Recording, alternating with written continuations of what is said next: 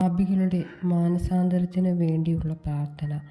സർവശക്തനും പിതാവുമായ ദൈവമേ, അങ്ങയെ ഞങ്ങൾ ആരാധിക്കുകയും സ്തുതിക്കുകയും ചെയ്യുന്നു. സ്വന്തം ഛായയിൽ മനുഷ്യനെ സൃഷ്ടിക്കുകയും പാപം മൂലം അധംപതിച്ച മനുഷ്യകുലത്തെ രക്ഷിക്കുവാൻ വേണ്ടി തൻ്റെ തിരുകുമാരനെ അയക്കുകയും ചെയ്ത സ്നേഹത്തെ ഓർത്ത് അങ്ങേക്ക് ഞങ്ങൾ നന്ദി പറയുന്നു.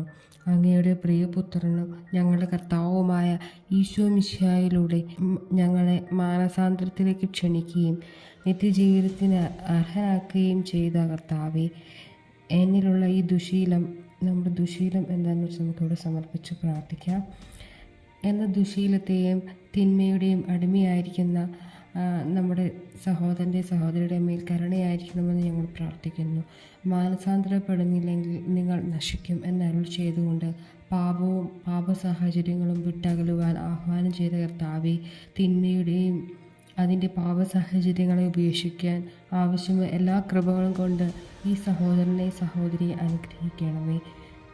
അങ്ങയുടെ പ്രിയപുത്രൻ സഹിച്ച പീഡകളെയും കുരിശുമരണത്തെയും ഓർത്ത് തിന്മയുടെ എല്ലാ ബന്ധനങ്ങളിൽ നിന്നും ഈ സഹോദരിയെ മോചിപ്പിക്കുകയും അങ്ങയുടെ തൃക്കുമാരനായ ഈശോയെയും അവിടുത്തെ ആത്മാവിനെയും സ്വീകരിക്കുവാൻ തക്കവിധം ഇയാളുടെ ഹൃദയത്തെ തുറക്കുകയും ചെയ്യണമേ. പാപമോചനത്തിനായി അവിടുന്ന് കുരിശിൽ ചിന്തിയ തിരുരക്തം തളിച്ച ഇയാളെ വിശുദ്ധീകരിക്കുകയും എല്ലാവിധ പൈശാചിക ശക്തിയിൽ നിന്നും പാപഫലങ്ങളിൽ നിന്നും അവിടുത്തെ വിശുദ്ധ കുരിശിൻ്റെ ശക്തിയാൽ രക്ഷിക്കുകയും ചെയ്യണമേ.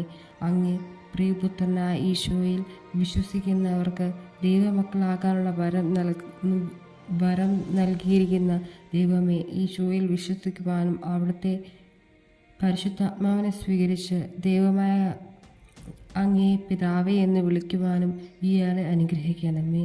അങ്ങനെ ഞങ്ങളെല്ലാവരും ഒത്തൊരുമിച്ച് അങ്ങയുടെ നാമം വിളിച്ചപേക്ഷിക്കുവാനും അങ്ങേ മഹത്വപ്പെടുത്തുവാനും ഞങ്ങൾക്കിടയാകട്ടെ. നിത്യം പിതാവും പുത്രനും പരിശുദ്ധാത്മാവുമായ സർവേശ്വര എന്നേക്കും ആമേൻ.